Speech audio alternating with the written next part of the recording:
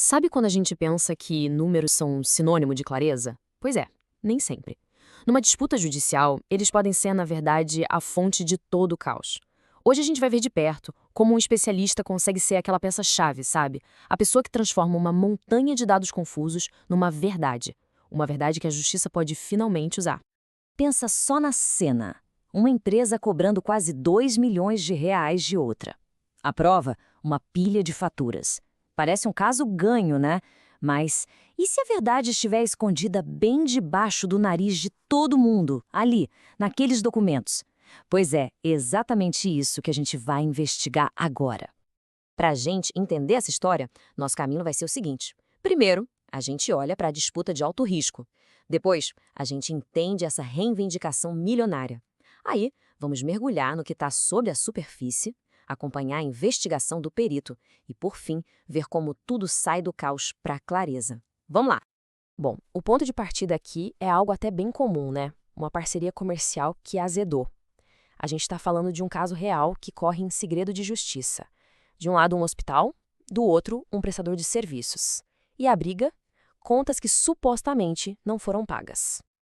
Então, só para deixar claro e proteger todo mundo, já que o processo é confidencial, a gente vai chamar eles assim: o hospital, que é quem está processando, e o prestador de serviços, que é quem está sendo cobrado.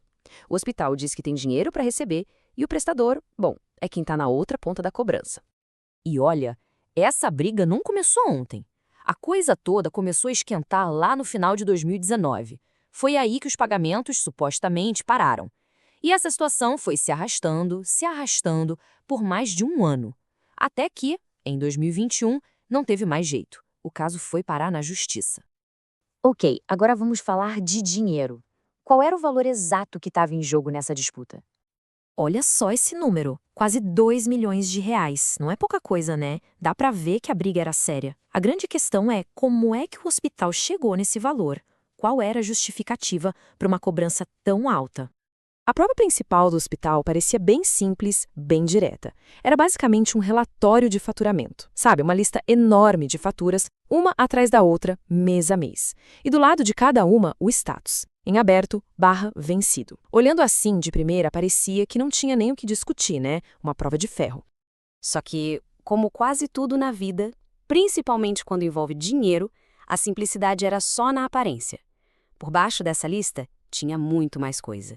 E é aqui que a história começa a ficar boa de verdade. Agora sim a gente começa a puxar o fio desse novelo. E o que tinha por baixo daquela lista de faturas? Uma verdadeira bagunça de informações. O primeiro problemão era esse aqui: inconsistência. Faltava um padrão. Os documentos mostravam que os valores não eram calculados de um jeito só.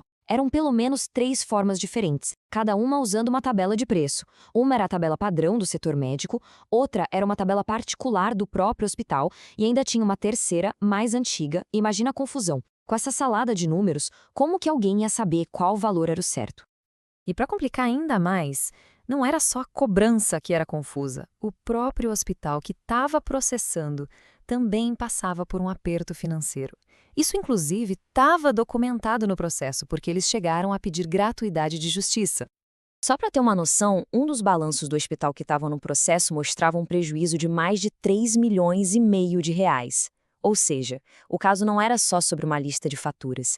Envolvia a saúde financeira, que era bem complexa, dos dois lados da história. Bom, com esse cenário todo bagunçado, dados que não batem, documentos super complexos, como é que um juiz consegue tomar uma decisão justa? A resposta é chamando um especialista. É aqui que entra em cena o perito contábil, nomeado pelo próprio tribunal.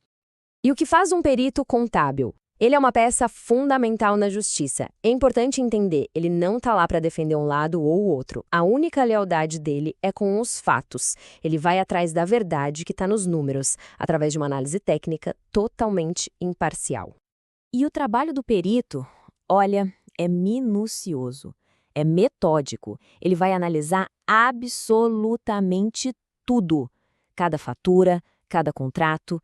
Ele refaz cada cálculo para ver se está certo e no final de toda essa investigação ele junta tudo num documento oficial, o laudo pericial.